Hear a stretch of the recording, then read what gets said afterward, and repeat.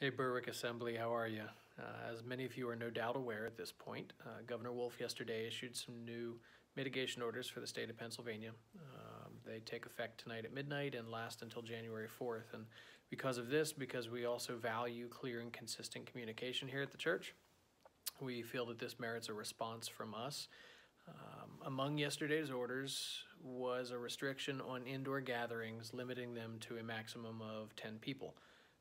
There's already been a slew of questions as to whether or not this will impact our ongoing in-person services on Sundays and Wednesdays, and the answer is, in short, no.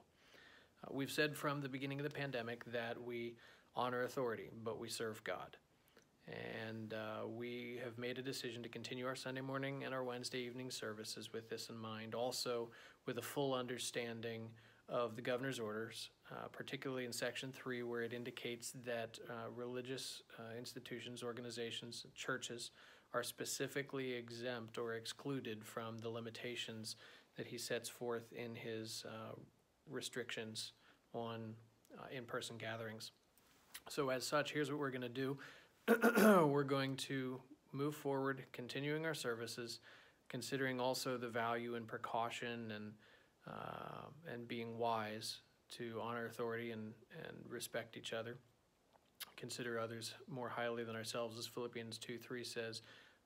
We're going to ask that you continue to engage in the steps that we already have taken as a church to maximize our safety, to minimize the health risk, and to maximize our precaution. So, a reminder that hand sanitizer is available at various locations around the building, inside both of our entrances and the nursery, among other places. And we encourage you to use that as often as you need. We have, of course, our interaction stickers, which are located inside both entrances, and we encourage you to use these. If you've decided to stop using them, we want to encourage you to start using them again, just as a means of helping us communicate how we can simultaneously interact with each other and also respect each other. And remember, we believe not in social distance, but in physical distance. Also continue, please, to wear your mask into the sanctuary and when you're in motion during your time with us each week. We know that it's a little inconvenient, but this honors authority, and that's an attitude that God requires of us as Christians. If you're sick, of course, if you're not feeling up to par, or if you experience concerns with the idea of joining us in person because of some health issues in your own life, we encourage you to join us via live stream every service. We continue to work hard at developing and improving every aspect of our live stream so that you can feel connected and stay connected even though you might not physically be in the building. And our cleaning team is, of course, going to continue to work out the cleaning measures that we've put in place to ensure the cleanliness of the facility, and we're not going to leave any stone unturned in terms of our efforts to use precaution as we prepare for you to join us each Sunday.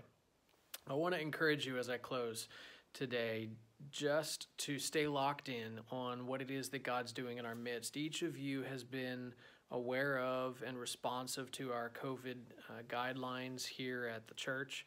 And we have had 2 or 3 people in the church who have tested positive for COVID over these 9 months, but we've not had one single case of COVID that has been directly traceable to our worship gatherings.